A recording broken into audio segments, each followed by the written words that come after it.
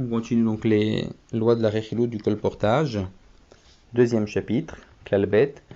Première halakha, il est interdit de faire de la Rechilou du colportage devant une personne, à plus forte raison devant un public, de dire à un public, voilà, un tel a dit que vous étiez comme ça, c'est sûr que c'est à plus forte raison interdit.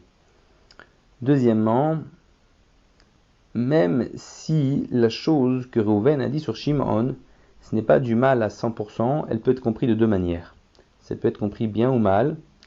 Si nous on la répète, cette information-là, à Shimon, d'une manière que ça prouve que l'intention du premier était de se moquer ou de dire du mal, alors on n'a pas le droit de la répéter sur ce ton-là.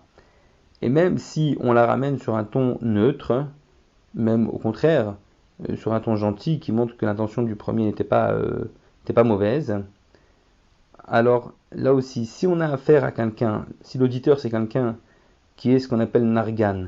Alors Nargan, ça veut dire quoi? C'est quelqu'un qui juge tout le monde du mauvais côté. En fait, c'est une sorte de parano qui croit que tout ce que on parle contre lui ou on fait contre lui, il voit toujours une mauvaise intention. Donc une personne comme ça, on ne pourra pas lui répéter une information comme ça qui se comprend de deux manières, même si on l'a dit d'une manière gentille, parce que lui va forcément l'interpréter négativement, ce sera interdit.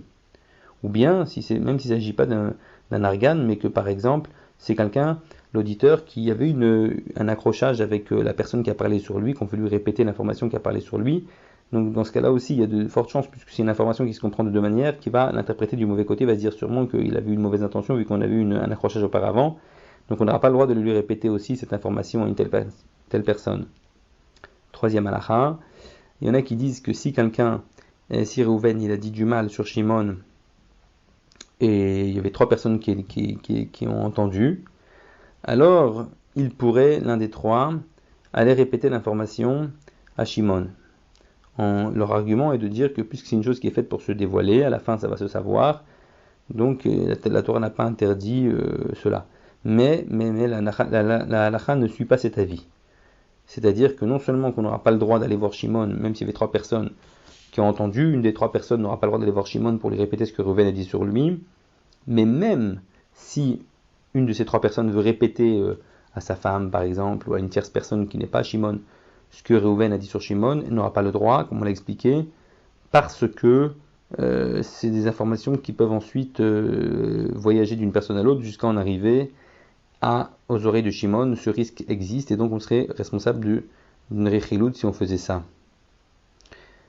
Et maintenant, si vraiment il y a des cas où ça peut être permis, si on n'a pas l'intention de dévoiler l'information, si l'information vient dans la conversation, c'est-à-dire si une de ces trois personnes-là, dans sa conversation, ça vient qu'elle est amenée à dire oui, Reuven a dit sur Shimon cela, puisqu'il y avait trois personnes, on a vu dans le deuxième chapitre des halachot de la Shonara là-bas toutes les conditions qu'il fallait respecter, et elles sont nombreuses, pour pouvoir permettre ce genre de choses. Il faut se référer là-bas, dans le Klal Bet, le deuxième chapitre, à partir de la troisième halacha et au-delà, dans les halachot de la Shonara, pour voir toutes les conditions qu'il faut.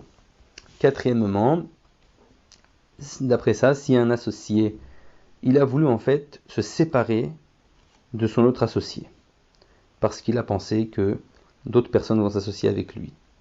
Et finalement, ça n'a pas marché. Ou bien un khatan, donc quelqu'un qui fait un shidour, finalement, il n'a rien dit à sa fiancée, je ne sais pas s'ils ne sont pas encore fiancés, mais celle qui a priori avec qui va se marier, il ne lui a rien dit, mais finalement il change d'avis. Au fond de lui, il veut essayer de changer de fiancé, et ça n'a pas marché finalement. On n'a pas le droit ensuite, nous, d'aller voir l'associé, l'autre associé, et lui dire, tu sais, un tel, ton associé a voulu te quitter.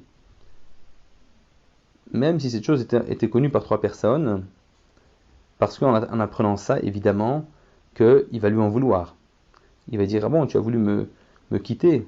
Et ça peut être une cause de désaccord entre eux, ou de faire des histoires entre eux, et voire même de cassure entre eux.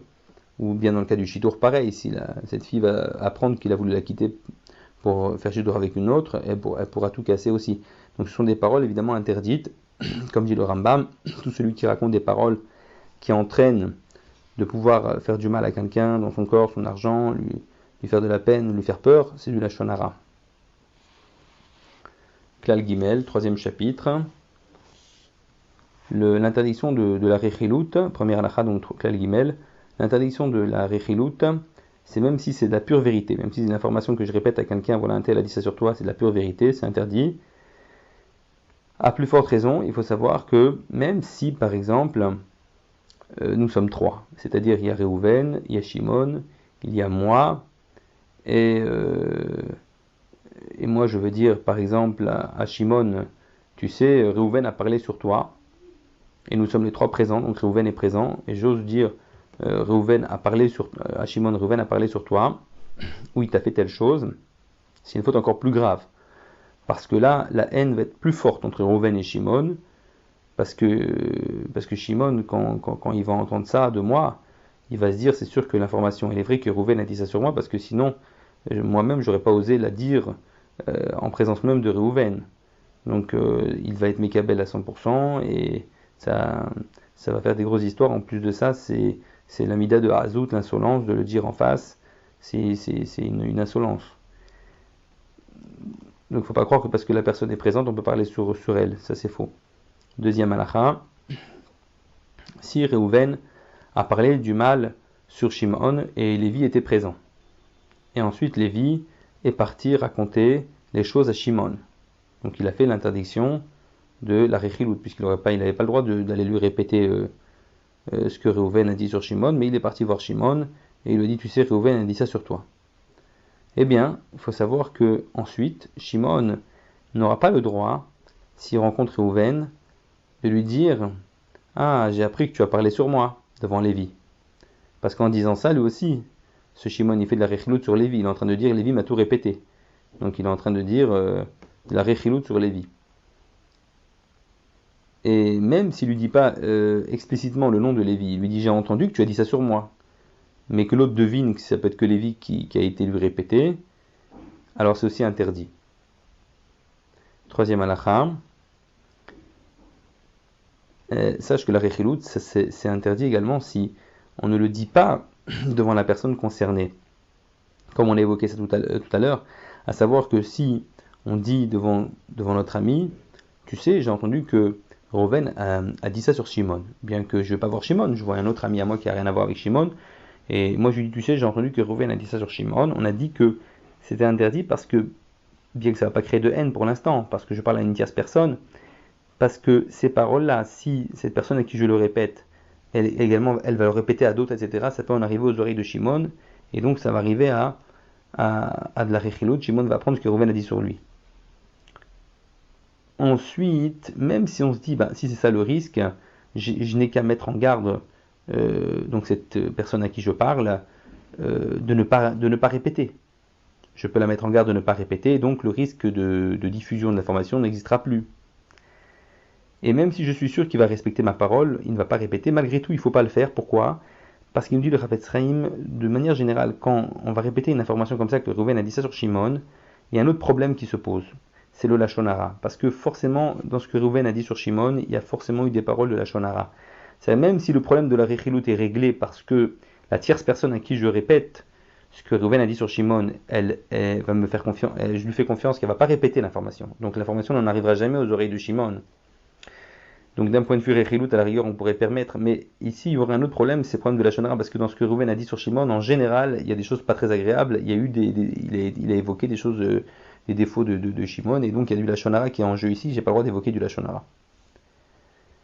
Et il faut savoir également que j'ai pas le droit d'aller voir les enfants, les proches d'une personne, et leur dire, vous savez, un tel a dit ça sur votre père, ou sur votre mari, etc., bien que je ne vais pas voir la personne concernée sur qui le mal a été dit, parce que la nature humaine, évidemment, est d'être touchée quand il apprend qu'on a parlé sur ses proches, comme si c'était sur lui-même, et donc c'est interdit. Et enfin, dernière halakha, quatrième halakha de ce Klal Gimel, si maintenant mon objectif, quand je vais faire cette Rechilut, elle est utile, c'est-à-dire que je veux que la personne à qui je vais répéter l'information, parce que comme Réhouven a dit du mal sur Shimon, et bien moi je vais voir quelqu'un qui est influent et qui peut agir sur Réhouven et pour qu'il aille lui faire une remontrance et pour qu'il demande pardon à Shimon, ça va être expliqué plus loin les conditions pour permettre ça dans le Klal Yud, Sif He plus loin. On a terminé le Klal Gimel.